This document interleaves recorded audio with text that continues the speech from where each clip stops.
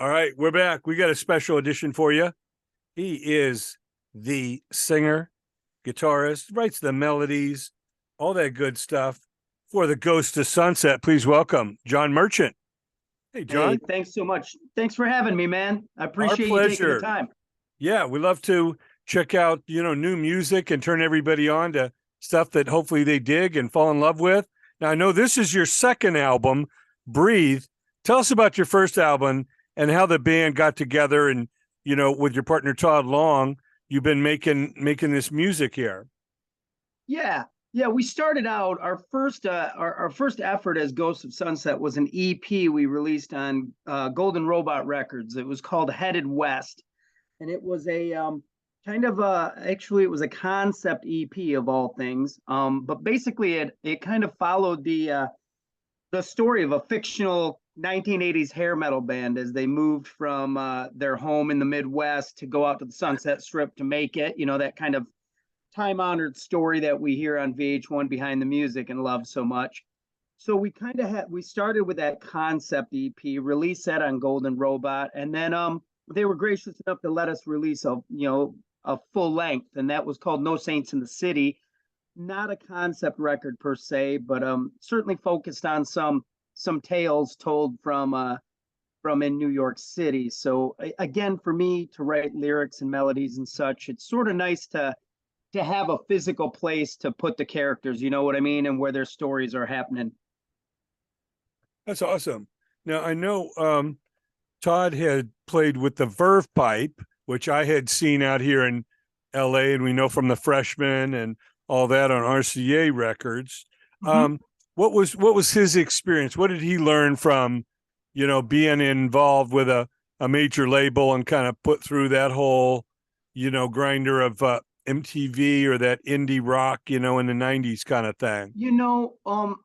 Prior to his experience in the Verve Pipe, Todd was in another band called Molly that was working kind of under Brian Vander Ark from the Verve Pipe, the singer and songwriter from the Verve Pipe, and they were showcasing for RCA. They had a record out on Idol Records, um, and that experience, I think, if anything, and myself included, because Todd and I also played in a band called Dutch Henry, which was like an Americana band, and kind of the same thing, label interest. Every day you're thinking today's the day.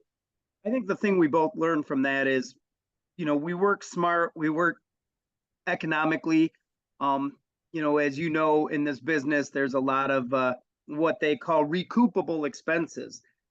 So on paper, it looks like you're getting money. Really, what you're doing is getting a loan that you have to pay back.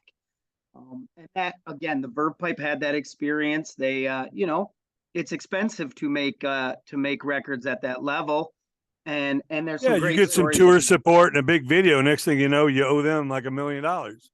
It happens a lot. It happens a lot.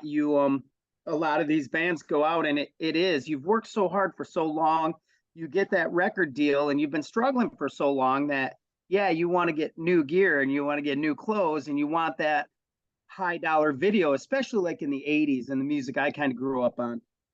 Every video, yeah, I can remember seeing every band at every level have a video that looked like their stage was the size of a football field with pyro and their logo painted on it, and all that stuff costs money. And when you don't keep generating that income, you get that one top 25 song and nothing follows, you still owe those people their money. They still want their money back. So Yeah, tour buses aren't cheap, and back then, $100,000 was a cheap video. I remember people spending $200,000 or more on just a damn music video. well, and that was the thing. Obviously, again, technology is that double-edged sword these days, where yes, you can do a lot of this stuff from your bedroom on your on your MacBook or whatever. I think some of the quality suffers at times. I think, but back then it was the exact opposite. Like I was telling someone recently, you'd see that video and you'd go, oh man, I'm gonna go see this band out at the local hockey arena. They're opening for whomever the big name is, and they're on a postage stamp size stage at the front of the headliner stage. They had spent, like you said, $200,000 to make a video of a live show that we were never going to see, you know. Um, and that's not counting the concept videos. You know, when you get into the Guns N' Roses level productions, or you know, the storylines and the, you know, the high paid actresses and models and such, it's a slippery slope. So we really learned now at this, you know, Todd and I have been making music together for 30 years plus. And we learned to work smart, cheap. Um, by this time in our respective careers, we're able to, we both have good functioning home studios that allow us to create and present product for approval to our respective record labels, which now is Deco Entertainment. And and I think those guys appreciate that. You know, we're self-contained. We can produce our own records. We can make our own records. We can record our own records. We send them out to be mixed, and certainly have invited guests in before too. But yeah, we try to work smart now because, you know, it's a slippery slope when you can't follow up and you owe someone several $100,000. What you have is a generation of musicians who have filed bankruptcy. Yeah, what you generate less cost is profits. And if you're spending more than you're making, it's not good for the act or the label. So, no, that's Right, important. You guys are right. self-contained. You're with an independent label that's self-contained. Everybody's realistic, and you're hoping to, you know, get better and better product, better songs, and just get the support to try and get it out there and link it up to get people to hear it, and you know all the different ways you can get compensated. Yeah, and that's really what it is nowadays with, you know, and saying stuff like revenue stream sounds kind of, you know, my 17-year-old self would be disgusted at that. But really what it is in Ghosts of Sunset, we are creating an environment where it feeds itself. You know, it's self-contained. There is profit made, but we're able to put that back in. We're able to make some money for the label. Um, and we did that with Golden Robot, you know, and we had a great relationship with them, no hard feelings. When we moved over to the new label, we were just looking, I think, for a little more attention than we could get at Golden Robot, because Golden Robot had a lot of bands on their label. They had, you know, they had Faster Pussycat, Stephen Piercy, at one time King's X. You know, when you only have so many hours in the day to dedicate, sometimes though, well, naturally those bands are going to get the priority, and that makes sense business wise. But we were concerned we were falling through the cracks. So when we came over to Deco, they made us feel right away like we were a priority. High level communication, definitely the financial investment in what we're doing, and you know, not to get too hokey about it, but the emotional investment. You know, those guys believe in what we're doing, and are just as much a part of it as we are. So it's been so far just a beautiful relationship, and it's helped us get this music to as many people as we can. Yeah, well, that's important. Now, tell us about. I know the single, Afterthought. The album is Breathe. What do you feel most proud of accomplishing with this album? How have you felt the music has developed and grown?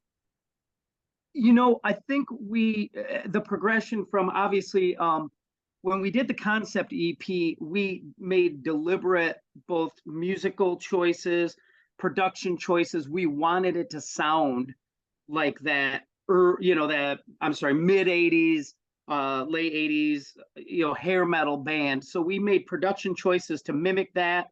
We also created the songs production wise where the quality of the first song that opens up the concept is of a lesser, not lesser quality, but a little less produced than the last song, because as your career grows, you get more revenue, you're able to put more money into production. So we did that on the EP by design. And then when we got to No Saints in the City, that's when we started opening up even more influences. And for us, those influences are everything from, you know, the Beatles and the Stones, and the Beach Boys, and 70s glitter rock, Bowie, Mott the Hoople, Slade, all the way into even like Afterthought, you can hear some of that late 70s punk rock, the Sex Pistols and the Clash, and all the way to 80s. I grew up on MTV, synth pop songs too. So we just kept letting those influences come in. So on Breathe, you do get the punk rock side of something like Afterthought, but you also will hear horns and kind of Faces and Stones honky tonk piano and things like that. We really, just keep trying to let the influences come in and really make these songs, make them represent who we are, because we've already learned there's an audience out there, like us, who grew up on a wide range of music. I think the audience for Ghosts of Sunset has been very musically educated, open and musically educated and appreciative. And when you get that message where someone goes, hey, I really heard that, whatever it might be, I heard that Electric Light or that ELO influence, instead of shunning that or being ashamed of it, we celebrate that and figure we're doing our job to give back to that big song that keeps flowing through time, and has, all the bands we love and what they gave to us. We're hoping, the ideal is to give a little of that back.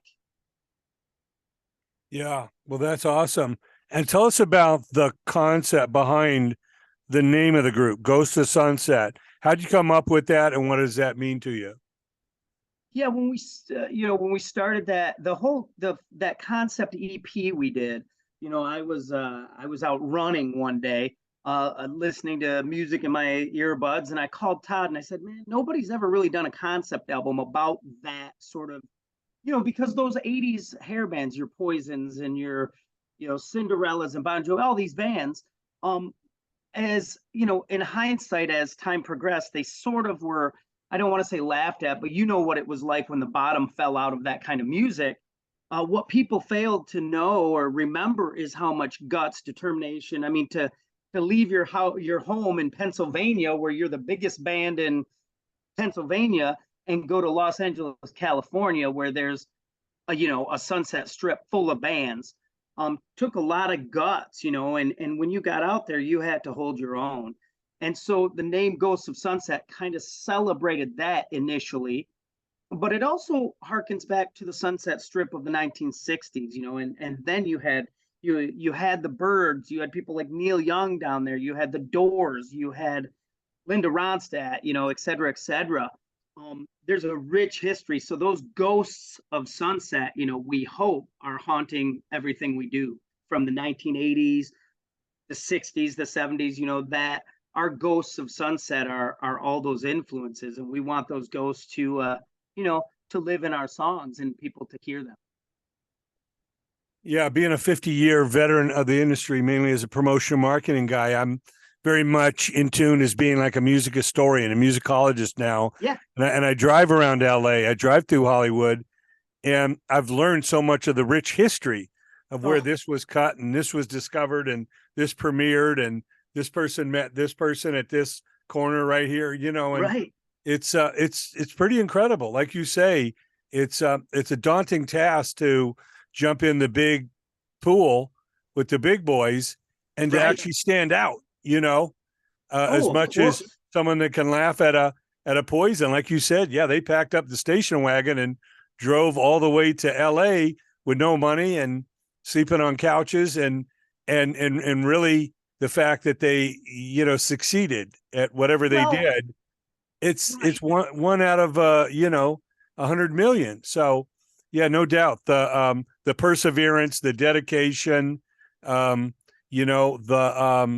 broken dreams, on Sunset Boulevard or Hollywood Boulevard. It's tangible, and for every Poison, right? For every Poison out there were plenty plenty of folks who had to drag back home to wherever they came from, and face everybody who said, I thought you were going to be a big star. And a lot of those folks came home and went, I just didn't have it. There's a lot of good, high school and college athletes. We both, that they don't all go pro, So your Poisons and your Rats and your Motley Crues and bands of that nature, these are akin to, these are guys who were started playing, stickball in their neighborhoods and wound up playing in the big leagues. And that demands respect. And that's why we give it. And we salute them with the name, with letting their influence come through, and with letting people know that everything from Neil Young and Buffalo Springfield and, Neil Young running into Stephen Stills on Sunset Boulevard, right up to, Motley Crue and Van Halen and all of that. We want all of that to come out because we respect it and we value it for kind of the guts and determination it took to do it. And that demands respect, no matter if you like the music or not. Absolutely. Like I say, if somebody came from a high school that you knew or went to and they made it into the NBA or the NFL or the NHL or the, MLB, you gotta respect that. But I was just driving through Burbank the other day, and I pointed out to someone who was visiting, right there at that liquor store is where Mick Mars, aka Bob Deal, walked in there to buy a bottle of tequila because he was tired of paying for overpriced shots at the club he was playing that night. And the guy behind the counter, Frank Ferrano, aka Nicky Six, they said, "Hey man, you look like you're in a band. We should get together and jam." Motley Crue was born at that liquor store. Amazing, right? I mean, amazing. It's those tales, man. Those are the ghosts, right? Those are the ghosts that we're talking about. We're talking about a time, especially that 80s stuff we're talking about right now, the Motley Crues, the Rats, the Quiet Rights, and the Van Halens. Here in this location, you had almost this this launching pad for what became the next decade of music, And when you're talking about, it's one thing to talk about Michael Jackson, a kid who'd come from the Jackson 5, who had been on Motown with Berry Gordy. When you're talking about Quiet Riot going over Michael Jackson's Thriller to make #1, now you're talking in a league that, very, very few will ever get to. And again, there it was. It started on the Sunset Strip. Yeah, or Quincy Jones and Michael Jackson calling up, Edward Van Halen and saying, "Hey, man, we want you to come down and play a solo on this song." And free. and Beat It became the #1 song, beating out Van Halen on the charts and, crossing over. I always say that's probably the most heard guitar solo everywhere because the pop crowd heard it, the rock crowd heard it, the R&B crowd heard it, the international crowd heard it. I mean, undeniable. Yeah. Undeniable. 30-second solo was everywhere, all over the world. It's the band that, recorded Thriller was Toto, of course. And it was Steve Lukather who heard Beat It, heard the title and song. He said, if this thing, this will never be a hit. If it becomes a hit, I'll stand naked on Sunset Strip. And fortunately, no one's ever called Lukather out on that. But he did, he was like, how could this work? And it was just that perfect chemistry. And then you put that Edward Van Halen solo on the top of it. When you have someone with chops like Eddie Van Halen who can convey that to, like you said, the pop crowd, the R&B crowd, the hard rock, et cetera, that becomes iconic, timeless. That's American fabric. That's world fabric.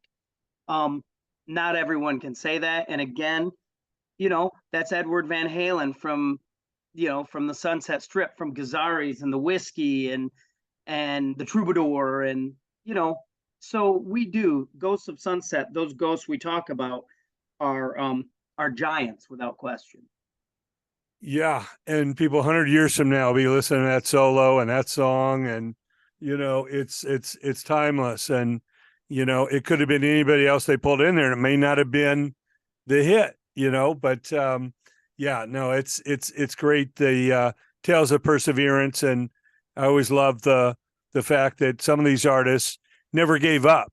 Maybe their first shot wasn't successful. Maybe the second, third wasn't, but they stayed in the game. And I always say it's not about hitting a grand slam at your first time at bat, but how many times you can keep coming up to bat. That is the truth. Because in any great Hall of Famer had a lot of times at bat, had a lot of runs and passes. It was your average over time, not the fact you got lucky one time. Well, that's what careers are.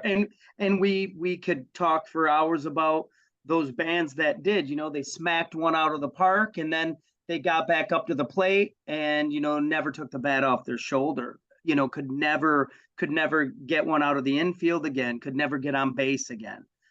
There's something to be said for cracking one out of a major league park, but there's also something that's said for a career in the game, and those utility players and the people who just, it's the boxers who got back up. It's the people who could grind it out. And your Motley Crues, you're talking starving. These are starving people living in squalor, and who still, four guys who believe in one thing and they're willing to give it, risk it all and give it all. And that, I don't care if you like Motley Crue or you think it's terrible or whatever it is, you have to respect that, because not everybody has that tenacity and that sort of constitution to do that. It hurts. It hurts to be told no. It hurts to be knocked down. It hurts to hear, I don't hear a single, or that song's not good enough. We say it, Todd and I have a relationship where, we send a lot of ideas back and forth. And yeah, when you're pumped, you've been pumped up for 3 days because you're getting your parts together to share with your buddy, the guy you love and respect the most. And he goes, hey man, it's just not there. It's tough to hit erase and start again, Yeah, no doubt. And of course, Michigan is the home, not only, as we say, Motown, not only Bertha Jackson 5 and Temptations and Marvin Gaye and Supremes and all that, but, such a work ethic with the, Ted Nugents and Bob Segers and Grand Funks and, Alice Cooper Band moving up there and Iggy and the Stooges. And, it really, tells a lot that those bands, stuck with it. Yeah. Look at Iggy Pop. The guy just put out a new album that the critics are raving about, 60 years after his first album, Right. And the thing is, it is that there, and I this happens all over the country, all over the world, but I will tell you, as a born and raised Michigan native, grew up, live still here, live in the Midwest, there is something special about what happened here. And although it of course the Motown sound, is huge. But you think about the MC5 and, like you said, Iggy and the Amboy Dukes and Alice Cooper, like you said, it's just there's a mentality here that I call it sometimes too dumb to quit. We will just, yeah, you might knock us down, but you're gonna have to kill us to keep us there. Yeah, that's for sure. Well, it's a real pleasure speaking to you, John, and want to encourage everyone to go check out Ghost to Sunset, the new album Breathe, the single Afterthought. He and his partner Todd Long are putting it down, and we look forward to our next conversation and help spreading the word and charting your course. So please, blessings to you, your band, your family, and all that you do, man. Keep it up, and we look forward to seeing that. Thank you so much. Thank you for your time, for your effort, for, everything you're doing is as important as anything we're doing, because we're all just fans of music. We want to share it with each other. Ghosts of Sunset, what we're doing is we're just inviting you over to the house to listen to records. It just happens to be some songs we made up, but it's the same vibe. And we really appreciate all your help and taking the time to talk to me tonight.